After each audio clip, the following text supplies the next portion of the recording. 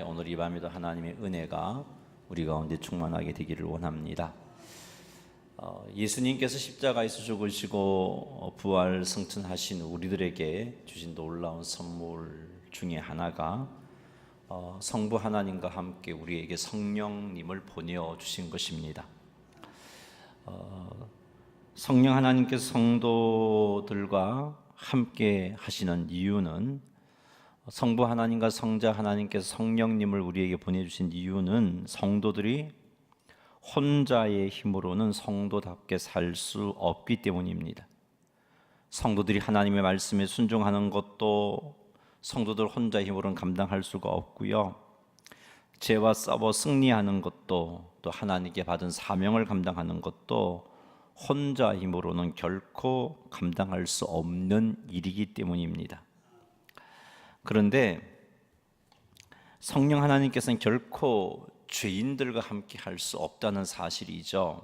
그래서 우리 예수님께서 우리의 모든 죄 문제를 해결하셔서 우리를 의인으로 삼아 주셨잖아요. 십자가에서 우리 죄를 대신하여 십자가에서 죽으심으로 말미암아 우리를 의인 삼아 주시고, 그것 때문에 성령님이 우리와 함께 하는 자가 되었습니다. 자, 그런데 성령님이 함께 하셔도 성령님을 인정하는 성도의 삶이 없다면 그 성도는 하나님께서 기뻐하시는 성도다운 삶을 살아갈 수가 없습니다. 성도가 성령의 인도하심을 받아서 살기를 원한다면 성령 충만해야 합니다. 성령 충만함을 유지해야 성령님을 따라 성도답게 살 수가 있으며 사명도 감당할 수 있으며 세상의 핍박 가운데 믿음을 지킬 수가 있는 것입니다. 우리는 오늘 본문을 통해서 성령 충만함이 성도들에게 얼마나 중요한 것인지 깨닫게 되기를 바랍니다. 성령 충만함이 교회에 얼마나 중요한 것인지를 깨닫게 되기를 원합니다. 나아가 우리 모두가 성령 충만함을 사모하고 또 성령 충만함을 받고 성령 충만함을 유지하여 하나님께 온전히 영광을 돌리고 또 하나님께로부터 받은 사명들을 온전히 감당해내는 성도님들이 다 되시기를 주님의 이름으로 축원합니다. 자, 우리 한 절 한 절 읽으면서 한번 생각해 보겠습니다. 사도행전 4장 32절 말씀입니다. 믿는 무리가 한 마음과 한 뜻이 되어 모든 물건을 서로 통용하고 자기 재물을 조금이라도 자기 것이라 하는 이가 하나도 없더라. 아멘. 이 32절 말씀에 의하면 예루살렘 초대교회는 믿는 무리가 한 마음과 한 뜻이 되었습니다.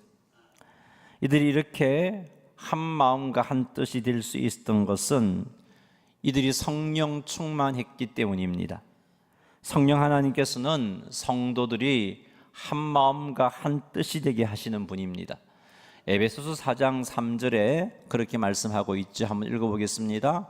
평안에 매는 줄로 성령이 하나 되게 하신 것을 힘써 지키라. 아멘. 여기 보니까 성령님은 어떤 일을 하셨어요? 하나 되게 하셨어요. 누구를요? 성도를 하나 되게 하셨습니다. 성령님은 성도를 하나 되게 하신 분이에요. 그래서 에베소서 말씀은 성령께서 하나 되게 하신 것을 힘써 지키라라고 성도들에게 도전해 주고 있습니다. 어떻게 하면 성도들이 성령께서 하나 되게 하신 것을 힘써 지킬 수 있는가? 에베소서 4장 3절에 보니까 평안에 매는 줄로 성령께서 하나 되게 하신 것을 힘써 지키라라고 말씀하고 있습니다. 평안에 매는 줄이란 무엇이냐? 성도들과 화목하게 하는 것, 그것이 평안에 매는 줄입니다. 성도들과 화목함을 유지하기 위해서는 형제들을 배려하는 마음이 있어야 되고, 형제를 분노하게 만들어야 하며 형제를 용납해야 합니다. 이것이 바로 화목하게 함이죠. 성령께서는 우리들이 형제를 배려하고 분노하지 않게 하고 용납하는 이런 우리의 행동을 통해서 우리를 하나 되게 하시는 겁니다. 그래서 평안에 매는 줄로 성령이 하나 되게 하신 것을 힘써 지키라라고 말씀하고 있습니다. 성도들과 화목함을 위해 하는 행동을 다른 말로 무엇이라고 표현할 수 있냐면은 사랑이라고 표현할 수 있습니다. 성도들과 화목함, 그것을 화목하기 위해서 하는 행동들을 한 단어로 표현하면 사랑이라고 말합니다. 그래서 골로새서 3장 14절에서는 사랑을 가리켜서 온전하게 매는 띠라고 말씀하고 있어요. 자, 골로새서 3장 14절 읽어보겠습니다. 이 모든 것 위에 사랑을 더하라. 이는 온전하게 매는 띠니라. 아멘. 여기 보니까 사랑이 온전하게 매는 띠라 그랬어요. 에베소서 말씀에서는 평안에 매는 띠로 성령이 하나 되신 것을 힘써 지키라고 말씀하셨어요. 그래서 평안에 매는 띠는 골로새서 3장 14절 말씀을 보니까 거기 구체적으로 무엇이냐? 사랑이다 하는 것을 알 수 있습니다. 여러분, 사랑은 성령의 열매입니다. 성령 하나님께서는 성령의 열매인 사랑을 통해서 우리를 하나 되게 하십니다. 사랑하는 성도 여러분, 우리의 말과 우리의 행동이 형제 자매들에게 상처를 준다면 이것은 성령의 열매인 사랑을 따라 행한 것이 아닙니다. 아무리 내 생각이 옳다고 여겨져도 그 옳음을 주장하는 과정에서 형제가 상처를 받게 된다면 그것은 사랑을 따라 행한 것이 아닌 것이죠. 사랑하는 성도 여러분, 성령 충만한 교회는 사랑으로 하나가 됩니다. 이렇게 사랑으로 하나가 될 때 세상을 향하여 더욱더 힘있게 교회의 사명을 감당하게 되는 것입니다. 사랑하는 성도 여러분, 우리의 말과 우리의 행동이 악의는 없다 할지라도, 또 그것이 거짓말이 아니라 할지라도, 팩트를 말한다 할지라도 그것 때문에 형제들이 힘들어하게 되고 그것 때문에 우리의 하나됨이 깨어진다면 우리의 말과 우리의 행동을 지혜롭게 사용하는 것이 더 옳은 것입니다. 내 말과 내 행동이 형제에게 상처를 주는 말과 행동이라면 사실이라 할지라도, 악의는 없다 할지라도 그것으로 하나됨이 깨어진다면 우리는 그 나의 말과 나의 행동을 고치려고 노력해야 되는 거죠. 그 노력이 바로 사랑으로 하나 된 것을 힘써 지키는 삶을 사는 것입니다. 내가 뭐 거짓말 했냐? 내가 뭐 없는 말을 했냐? 이게 중요한 게 아니에요. 그 말을 통해서 교회의 하나됨이 깨어진다면 내가 말하는 형식이 좀 잘못되진 않았나? 좀 더 부드럽게 할 수 있는 방법은 없었나? 나의 행동이 좀 더 상처를 주지 않고 이렇게 바르게 됨을 이끌어갈 수 있는 행동은 없을까를 한번 살펴볼 수 있어야 되는 거죠. 그런 모든 과정들이 사랑으로 하나 되는 행동입니다. 성령께서는 우리들이 사랑으로 하나 되기를 원하십니다. 가정 안에서도 마찬가지고, 셀 안에서도 마찬가지고, 전도회 안에서도 마찬가지고, 교회 안에서도 마찬가지입니다. 우리가 이렇게 사랑으로 하나 된 것을 힘써 지키는 삶을 살아야 그 교회가 하나님께서 기뻐하시는 모습으로 영광을 돌려드릴 수가 있습니다. 이렇게 하나 된 것을 힘써 지키는 삶을 살려면 이 예루살렘 교회, 초대의 교회의 예루살렘 교회의 모습을 보니까 성령 충만함이었다는 것을 알 수 있어요. 성령 충만함, 그 성령 충만함을 유지해야 합니다. 사랑하는 성도 여러분, 성령 충만함을 유지하셔서 하나됨을 힘써 지키시는 여러분이 되시기를 주의 이름으로 축복합니다. 우리의 생각과 우리의 말과 우리의 행동이 하나됨을 지킬 수 있는 그런 것이 되어질 수 있도록 성령 충만하시기를 바랍니다. 성령 충만하기 위해서는 더욱더 성령 충만함을 사모해야 되고, 사모하여 기도해야 되고, 하나님 앞에 나아가야 되며, 기도의 무릎도 꿇어야 되고, 말씀 앞에 나아가야 되고, 말씀에 순종하는 순종함이 있어야 됩니다. 내가 성령 충만할 때 성령의 열매인 사랑으로 말미암아 하나 되게, 성령께서 하나 되게 하신 것을 힘써 지킬 수가 있습니다. 그러니 성령 충만함을 사모하고 부르짖어 기도하고 성령 충만해졌으면 그것을 유지하기 위하여 날마다 하나님 앞에 나아가시고 하나님 앞에 나아가 하나님의 인도를 구하시고 그 인도하심에 순종하는 삶을 사시기를 바랍니다. 이렇게 사는 것이 성령 충만함을 유지하게 하는 그런 삶의 자세입니다. 이렇게 우리가 성령 충만함을 유지하게 되면 성령 충만함은 우리를 하나님의 백성답게 살게 만들어줍니다. 성령 충만한 초대교회 성도들은 모든 물건을 서로 통용했습니다. 자기 재물을 조금이라도 자기 것이라고 하는 이가 하나도 없었다라고 말씀하고 있습니다. 이런 일이 가능할 수 있었던 것은요, 성령 충만함이 인간의 이기적인 죄성을 버릴 수 있게 해주었기 때문입니다. 성령 충만했기 때문이에요.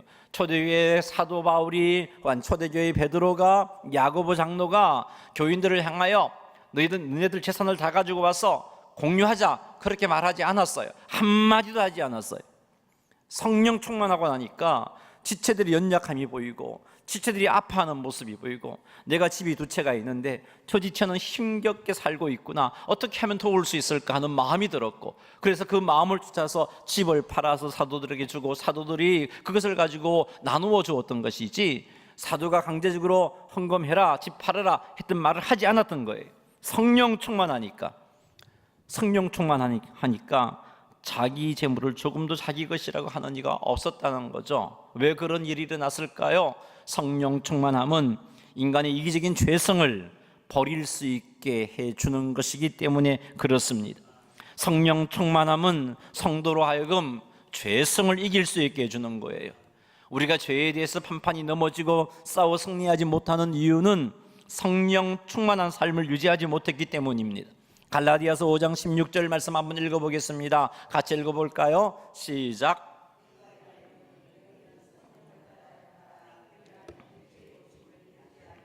아멘. 갈라디아서 5장 16절 말씀을 보니까 육체의 욕심을 이루지 아니하려면 어떻게 해야 된다고 말씀하고 있어요? 성령을 따라 행하라라고 말씀하고 있습니다. 우리가 성령을 따라 행하려면 성령 충만해야 합니다. 성령 충만해야 성령 하나님을 따라 행할 수 있습니다. 성령 하나님을 따라 행하면 육체의 욕심을 이루지 않게 돼요. 우리의 죄성을 이길 수 있습니다. 나아가 죄와 싸워 승리할 수 있는 겁니다. 성령 충만하니까, 그들이 초대교회 예루살렘 교회가 성령 충만하니까 육체의 욕심을 따라 행하지 않고 성령님을 따라 행했습니다. 그러다 보니까 교회 가운데 성도들 가운데 힘들고 어려운 지체들이 보였고, 그 영혼들을 바라볼 때 그냥 욕심이 사라졌고, 내가 가진 것 조금 나누면 저들이 바로 설 수 있는데 그 마음이 강했고, 그래서 그 마음을 쫓아서 조금도 아까워하지 아니하고 누구의 강요도 없이 자유롭게 그렇게 섬길 수 있었던 것입니다. 그래서 모든 물건을 서로 통용하고 자기 재물을 조금이라도 자기 것이라고 하는 이가 없었다라고 성경은 기록하고 있는 것입니다. 사랑하는 성도 여러분, 우리도 성령 충만함을 유지합시다. 날마다 성령 충만함 삶을 살 수 있도록 성령 충만함을 위하여 사모함으로 끼어 기도하십시다. 말씀 앞에 겸손하게 나아가십시다. 그리고 말씀 앞에 온전히 순종하십시다. 그리하면 우리도 육체의 욕심에 지지 않고 하나님 백성다운 행동을 할 수 있습니다. 이를 통해서 지체를 도울 수도 있고 세상 속에서 빛과 소금의 사명을 감당할 수도 있습니다. 판판이 넘어지는 습관적인 죄로부터 이겨낼 수도 있습니다. 돌아서면 죄짓고 돌아서면 죄짓는 그런 내 모습에서 자유함을 얻을 수가 있습니다. 그러니 사랑하는 성도 여러분, 성령 충만함을 사모하고 그리고 성령 충만함을 받으세요. 그리고 성령 충만함을 유지하시기 바랍니다. 그래서 성령께서 하나 되게 하신 것을 힘써 지켜내시고 우리의 죄성에 지지 않고 오히려 하나님 백성답게 행동하여서 하나님께 영광을 돌려드리는 성도님들이 다 되시기를 주님의 이름으로 축원합니다. 이러기 위해서는 여러분 정말 날마다 하나님 앞에 나와 성령 충만함을 위하여 끼어 기도하는 기도가 있어야 되는 거예요. 기도의 자리에 나와서 하루를 시작하기에 앞서서 하나님 나에게 성령 충만함을 허락해 주십시오라고 정말 끼어있는 마음으로 마음 담아서 뜻을 다해서 하나님께 기도해야 하는 겁니다. 그리고 말씀 앞에 마음을 열고 그 말씀을 쫓아 행동으로 순종하는 삶이 따라와야 됩니다. 그리하면 성령께서 기뻐하셔요. 나와 함께 하시는 성령 하나님께서 굉장히 기뻐하세요. 그것이 성령 충만함입니다. 그때 우리는 성령님을 쫓아 행하여 육체의 욕심을 이루지 않는 자가 되어지는 겁니다. 오늘부터라도 내일 새벽에라도 여러분 하루를 시작함에 있어서 정말 내가 오늘도 성령님의 도움 없이는 바르게 살 수가 없는데 성령님의 도우심을 입으려면 내가 성령 충만함을 회복하고 유지해야 되는데 깨어 기도해야 하는데 하나님 그렇게 할 수 있게 해달라고, 그리고 간절히 사모함으로 깨어 기도해서 하루를 시작할 때 성령 충만함으로 시작하셔서 하루를 마무리할 때 감사함으로 하나님께 승리한 모습으로 영광을 돌려드리시는 성도님들이 다 되시기를 주님의 이름으로 축원합니다. 사도행전 4장 33절 한번 읽어보겠습니다. 시작.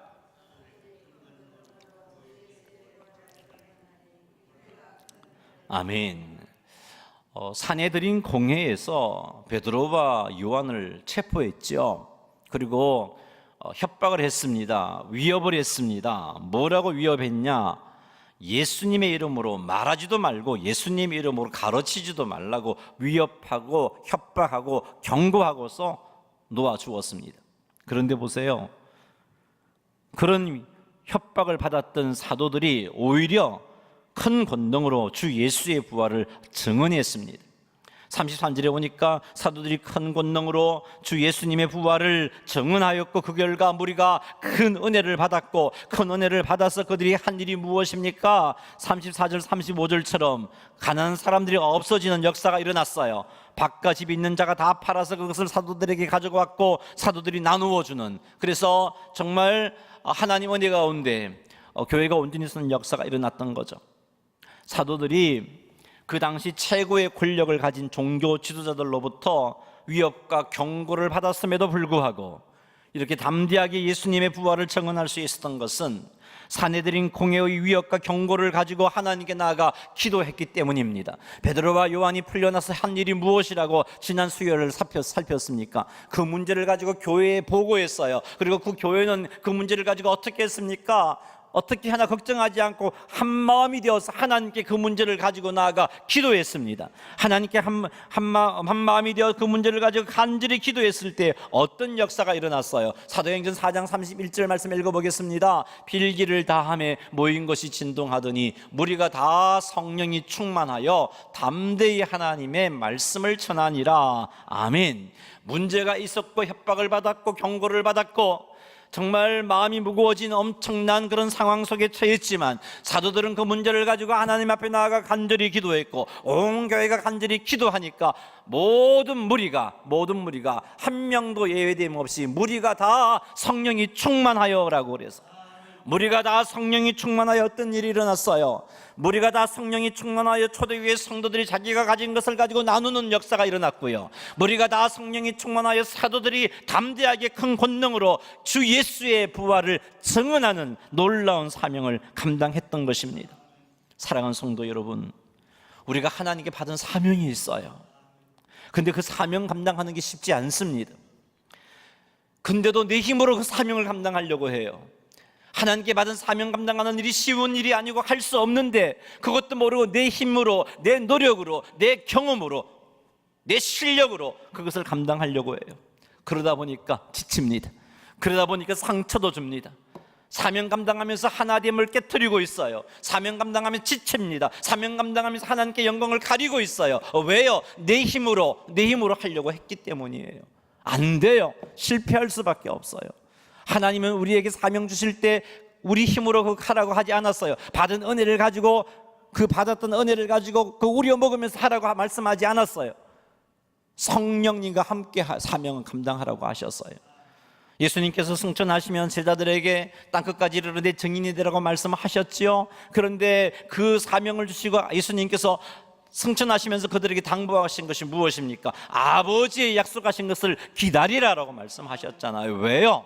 사명은 내 혼자 할 수 있는 게 아니니까, 성령님이 함께 하셔야 감당할 수 있는 거니까 아버지의 약속하신 것을 기다리라고 말씀하셨던 겁니다.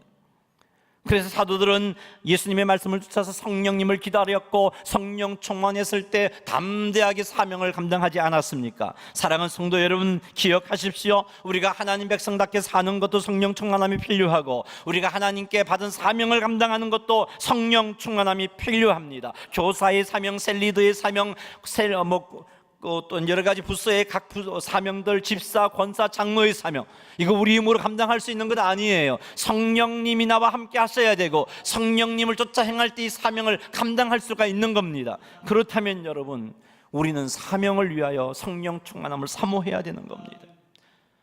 하루하루 삶을 진단해 보십시오. 오늘 내가 성령 충만하지 못했습니다. 그러면요, 정말 이 부분을 심각하게 생각하고, 내가 오늘도 하나님 앞에 사명 제대로 감당하지 못했구나, 내가 오늘도 성도이면서 성도답게 살지 못했구나, 내가 하나님의 아들과 딸이면서도 아들과 딸답게 살지 못했구나, 그것을 볼 수 있어야 돼요. 내가 성령 충만하지 못하면 이대로서 이 아들로서 사는 것, 딸로서 사는 것, 사명 감당하는 것 다 실패했어요. 승리할 수 없었어요. 그것을 하나님 앞에 시인하고, 그러면 내일도 그냥 이 모습으로 갈 수가 없잖아요. 그러면 오늘 밤이라도 하나님, 내가 오늘 이렇게 하나님 앞에 죄송한 삶을 살았어요, 하나님 용서해 주십시오.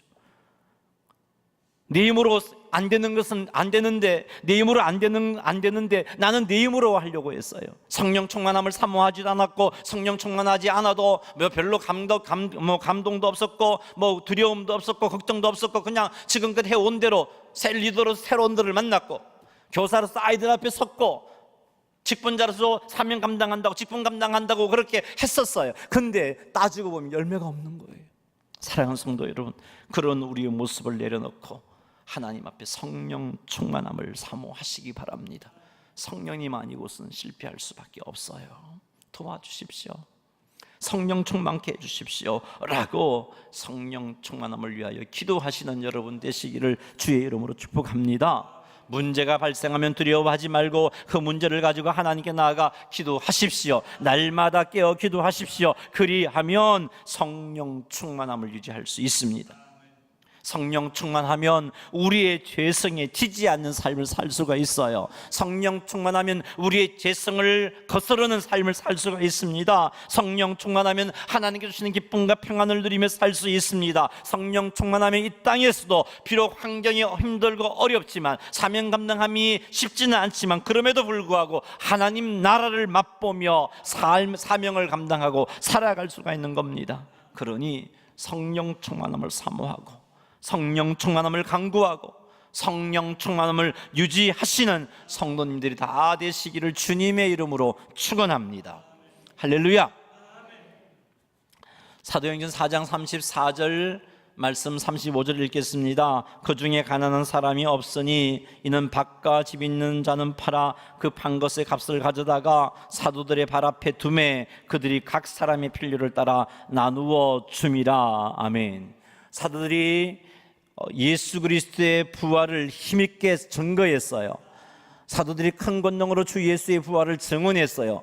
그 말씀을 들었던 무리가 큰 은혜를 받았어요. 33절에 나왔죠. 큰 은혜를 받은 그 결과 34절에 역사가 일어났습니다. 그 중에 가난한 사람이 없으니 이는 밭과 집 있는 자는 팔아 그 판 것을 가져다가 사도들의 발 앞에 두매 그들이 각 사람의 필요를 따라 나누어 줌이라. 아멘. 이런 역사가 일어났던 겁니다.